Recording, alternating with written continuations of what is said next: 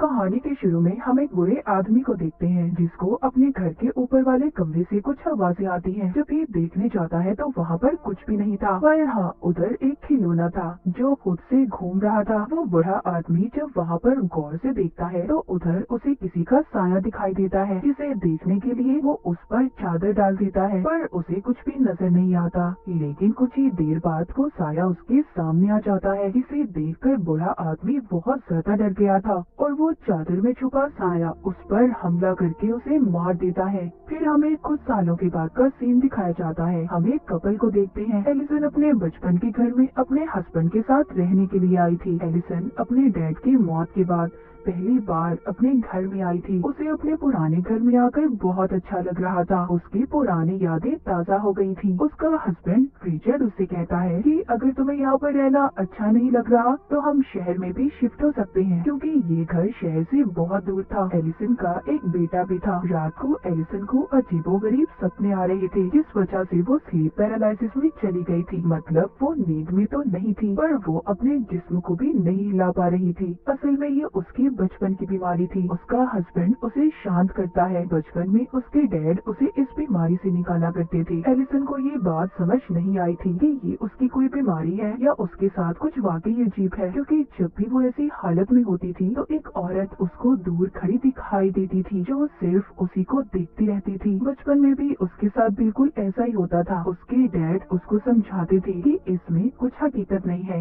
ये सिर्फ तुम्हारा वहम है और कुछ नहीं। और जब उसके डैड उसको सुलाकर चले जाते थे, इसको दोबारा से वही डरावने सपने आते थे। अब खैर सुबह को रिचर्ड जब ऑफिस जाने के लिए तैयार हो रहा था, तभी एलिसन टीवी में एक पैरानॉर्मल इन्वेस्टिगेटर को देखती है जो बता रहा था कि कैसे उसने एक आत्मा से बात करके इंसान की लाश को ढूंढ लिया है। उसे देखकर एलिसन भी मन ही मन सोचती है कि उसे भी इससे अपने केस के बारे में बात करनी चाहिए। अपने हस्बैंड रिचर्ड के जाने के बाद एलिसन अपने घर की सफाई करने लगी थी, जो वो किताबों को रख रही थी। तभी वो एक तस्वीर को देखती है जिसमें एक ब्राइड, दुल्हन और उसका हस्बैंड थे। एलिसन उन्हें देखकर नहीं पहचान पाती और उस तस्वीर को रखकर दोबारा से साफ सफाई करने लगती है। इसी बीच उसे वॉशरूम से पानी की चलने की आवाज आ रही थी। जब ये जाकर देखती है तो उधर पानी का टैप नलका खुला हुआ था और वॉश बेसिन में पानी भर गया था। ये टैप को बंद करती है और पानी निकालने के लिए हाथ डालती है तो उसे वॉश बेसिन में से किसी के कटे हुए बाल मिलते हैं, जिन्हें देखकर वो काफी हैरान हो गई थी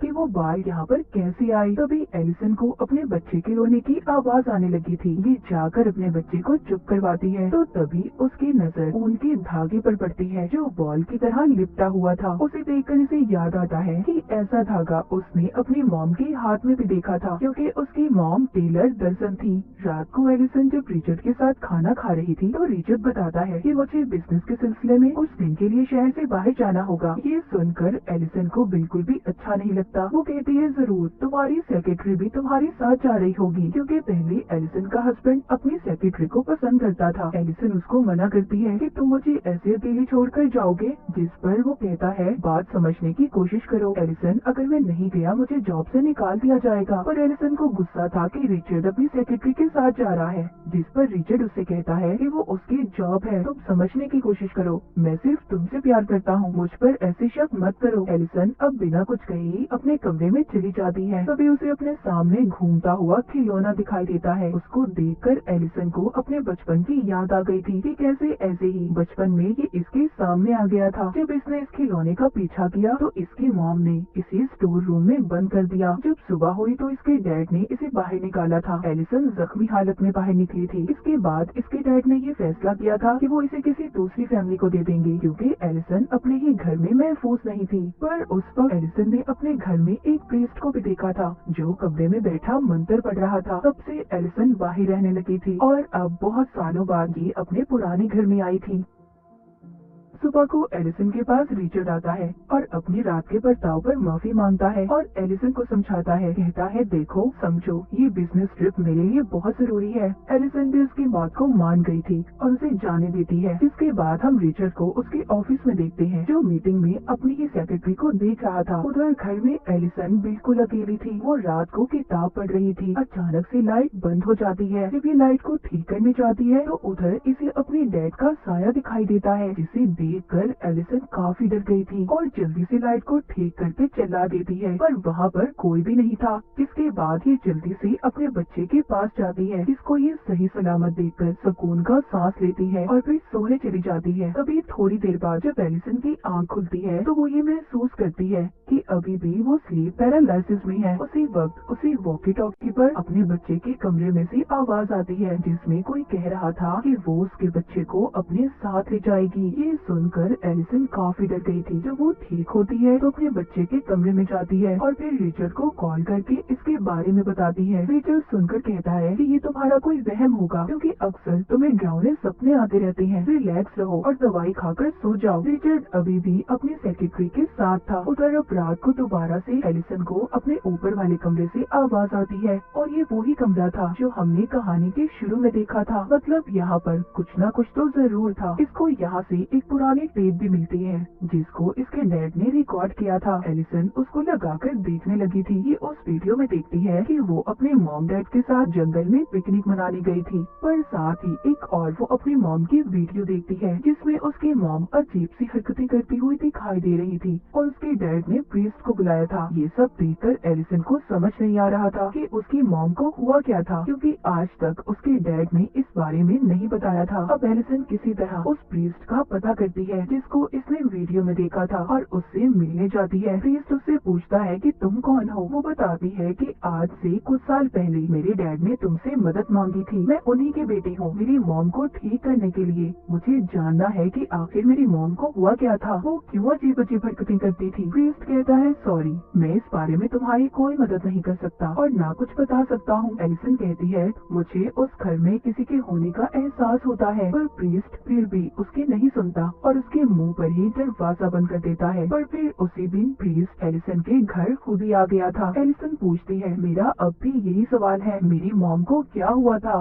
प्रीस्ट बताता है तुम्हारी मॉम पर किसी बुरी आत्मा का असर था। उसने तुम्हारी मॉम को अपने काबू में कर लिया था और तुम्हारे डैड ने तुम्हें दूसरी फैमिली को इसलिए दिया था, वो तुम्हें महफूज रखना चाहते थे। तुम्हारी मॉम के अंदर जो आत्मा थी वो बहुत खतरनाक थी, उस पर कोई भी मंत्र असर नहीं कर रहा था, इसीलिए उनका गला काट कर हमें तुम्हारी मॉम को मारना पड़ा। इसके बाद तुम्हारे डैड को लगा कि वो आत्मा चली गई है पर वो इसी घर में मौजूद थी। ये सुनकर एलिसन डर जाती है। वो प्रीस्ट को बताती है कि जब मैं स्लीप पैरालिसिस में होती हूँ तो मुझे कोई नजर आता है। वो प्रीस्ट कहता है ये तुम्हारा कोई वहम नहीं है बल्कि ये हकीकत है, क्योंकि वही आत्मा अभी भी यहाँ पर मौजूद है जो इस घर से जाना नहीं चाहती। एलिसन पूछती है आखिर उस आत्मा को हमसे चाहिए क्या। प्रीस्ट बताता है कि तुम्हारे नाना की शादी के फौरन बाद ही उनकी वाइफ गायब हो गई थी। फिर उन्होंने दूसरी शादी कर ली जिससे उनके पास 2 बच्चे थे, पर उनमें से सिर्फ तुम्हारी मॉम ही बची थी। जो दूसरी उनकी बहन थी यानी कि तुम्हारी आंटी, उनको वो आत्मा अपने साथ ले गई और वो आत्मा कोई और नहीं बल्कि तुम्हारी पहली नानी है जो अपने बच्चे को लेने आती है। प्रीस्ट किस बच्चे की बात कर रहा था ये हमें कहानी में आगे जाकर पता चलेगा।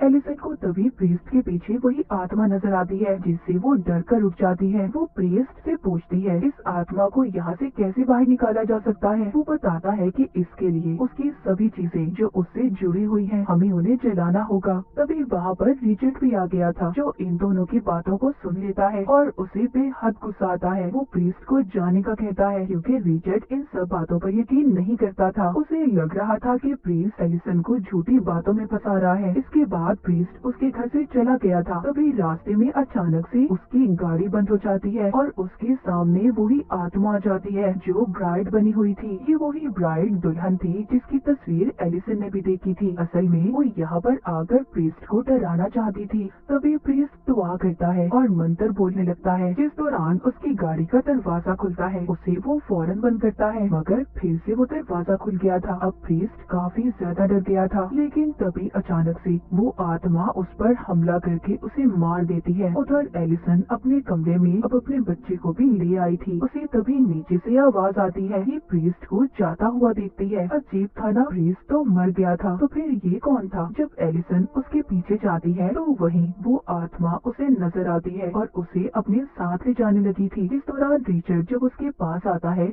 तो आत्मा वहाँ से चली गई थी। जब ये दोनों कमरे में आते हैं तो इन्हें पता चलता है कि वो आत्मा अब इनके बच्चे को अपने साथ ले गई है। अब रिचर्ड पुलिस को बुलाता है अपने बच्चे को ढूंढने के लिए। उधर एलिसन भी ये जानती थी कि उसके बच्चे को एक आत्मा लेकर गई है जिसे पुलिस नहीं ढूंढ सकती। ये अब उसी पैरानॉर्मल इन्वेस्टिगेटर प्रीस्ट को कॉल करती है जिसको इसने पहले टीवी पर देखा था। ये एलिसन के बुलाने से उसके घर पर आता है और उन्हें एक जादुई क्रिस्टल बॉल दिखाता है। वो बताता है जब भी कोई आत्मा, कोई बुरी शक्ति इसके पास होती है, इसका रंग बदल जाता है और तभी इससे पता चलता है कि वहाँ पर कोई बुरी शक्ति है या नहीं। जब ये प्रीस्ट एलिसन के कमरे को देखता है तो उसे पता चलता है कि उसके बच्चे को सच में कोई आत्मा लेकर गई है। ये एलिसन को कहता है कि अगर तुम अपने बच्चे को वापस लाना चाहती हो तो तुम्हें उस आत्मा की दुनिया में जाना होगा, जिसके लिए एलिसन मान गई थी। रात को ही एलिसन के कमरे में मोमबत्तियां जलाकर अपना जादू शुरू करता है। जब प्रीस्ट आंखें खोलता है तो खुद को दूसरी दुनिया में पाता है जहाँ पर इसको वही आत्मा दिखाई देती है। उसके हाथ में एलिसन का बच्चा था। प्रीस्ट उस आत्मा से कहता है, देखो इस बच्चे को अगर तुमने वापस न किया तो अच्छा नहीं होगा। पर अचानक से आत्मा गायब हो गई थी और प्रीस्ट दीवार पर एक शैतानी निशान को देखता है। असल दुनिया में प्रीस्ट आकर बताता है वो आत्मा तुम्हारी पहली नानी है जो डेमंस की पूजा किया करती थी। इसलिए एक दिन डेमन ने अपनी दुनिया से आकर उन्हें अपने काबू में कर लिया और जब ये बात तुम्हारे नाना को पता चली तो उन्होंने इसी घर में अपनी बीवी को जिंदा दफन करके मार दिया,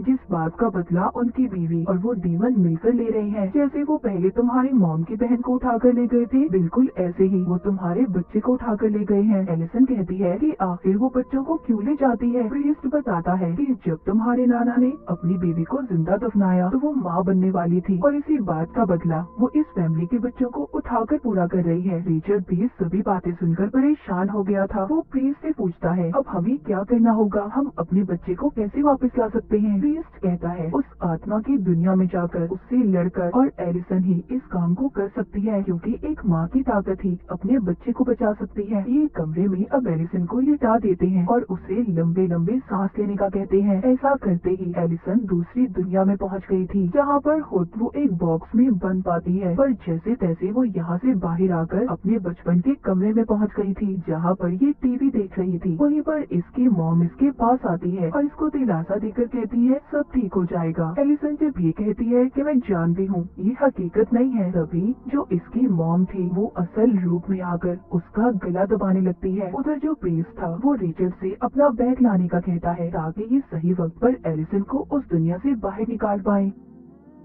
पर जब रिचर्ड कमरे पे जाता है जहाँ पर वो अपनी सेक्रेटरी को देखता है, पर ये समझ गया था कि ये आत्मा की कोई चाल है, लेकिन उस कमरे का दरवाजा बंद हो जाता है। उसे तभी बाथरूम से आवाज आती है। जब ये देखने जाता है उधर आत्मा ने इसको अपने काबू में कर लिया था। उधर दूसरी दुनिया में एलिसन अपने नाना को देखती है जो रो रहे थे। उसको अपनी असल नानी भी दिखाई देती है जो अपना गला काट लेती है। इधर असल दुनिया में प्रीस्ट रिचर्ड का इंतजार कर रहा था, पर जब वो नहीं आता तो वो खुद ही अब ऊपर जाता है। जब कमरा खोलता है उधर सब अजीब था। रिचर्ड भी उस आत्मा के कब्जे में था। ये जल्दी से अपना बैग लेता है और दरवाजा बंद करके एलिसन के पास जाता है। अपनी चीजें निकालकर जादू करके आत्मा को एलिसन से दूर रहने का कहता है। इससे वो आत्मा उससे दूर तो हो गई थी। उधर आत्मा की दुनिया में एलिसन अपने नाना की पहली वाइफ को देखती है, यानी कि उसी आत्मा को जो अब तक इनके पीछे पड़ी थी। फिर एलिसन को अपने डैड मिलते हैं जो कह रहे थे इधर ही रुक जाओ, पर एलिसन कहती है नहीं, मैं यहाँ पर सिर्फ अपने बेटे को लेने आई हूँ। उसके डैड इसको आगे का रास्ता बताते हैं और कहते हैं अपना ख्याल रखना। जब ये आगे जाती है तो अपने नाना को देखती है जो अपनी वाइफ को ले जा रहे थे और कब्र खोदकर उसे दफना देते हैं। इसकी नानी कह रही थी कि मैं माँ बनने वाली हूँ, मुझे मत मारो, पर वो उसको दफना देते हैं। जब एलिसन ये देखती है तो सोचती है उसका बच्चा उसे यहीं पर मिलेगा। जब ये कब्र खोदती है तो इसे अपना बच्चा मिल गया था कि अब उसको असल दुनिया में ले जाने की कोशिश कर रही थी। यहाँ पर जब वो असल दुनिया में जाने वाली थी तभी वो आत्मा उसको पकड़ लेती है और अगले ही पल हम देख पाते हैं एलिसन अब अपनी दुनिया में वापस आ गई थी। एलिसन अपनी आंखें खोलते ही कहती है क्या मैं अपने बच्चे को ले आई। प्रीस्ट कहता है नहीं, पर तुमने अच्छी कोशिश की थी। तभी ये बच्चे की आवाज को सुनते हैं। जब ये जाकर देखते हैं तो रिचर्ड अपने बच्चे को खिला रहा था। प्रीस्ट ये देखकर खुश हो गया था कि एलिसन की फैमिली अब पूरी हो चुकी है। कुछ वक्त के बाद दिखाया जाता है कि प्रीस्ट फिर से एलिसन की फैमिली से मिलने आया था। रिचर्ड उसको बताता है कि वो दूसरी जगह पर शिफ्ट हो रहे हैं क्योंकि वो दोबारा से अपनी वाइफ और बच्चे को मुसीबत में नहीं डाल सकता। प्रीस्ट घर के अंदर आकर एलिसन के बच्चे को देखता है पर उसे एलिसन कहीं पर भी नजर नहीं आ रही थी। प्रीस्ट को फिर से किसी के होने का एहसास होता है। वो वही क्रिस्टल बॉल एलिसन के बच्चे को खेलने के लिए देता है। तभी उस बॉल का रंग स्याह हो गया था। प्रीस्ट समझ गया था कि इस घर में बहुत ही खतरनाक ताकत है। तभी एलिसन उधर आती है और प्रीस्ट को कहती है वेलकम है तुम्हारा। उस पर हमला करके उसे मार देती है। जिसके बाद जब रिचर्ड घर में आता है तो वो प्रीस्ट की लाश को देखता है। उसे अपने बेसमेंट से आवाजें भी आ रही थी। जब भी वहाँ पर जाकर देखता है तो डीमन के हाथ में उसका बच्चा था और एलिसन पीछे से आकर इस पर हमला करके इसे मार देती है। असल में उस आत्मा ने एलिसन पर अपना कंट्रोल कब्जा कर लिया था और कोई भी इस घर से ना जा पाए, इसीलिए एलिसन के अंदर आकर सबको मार रही थी। अब आगे एलिसन और उसके बच्चे के साथ ये डेड ब्राइड क्या करेगी और इसी सस्पेंस के साथ ये कहानी यहीं पर खत्म हो जाती है।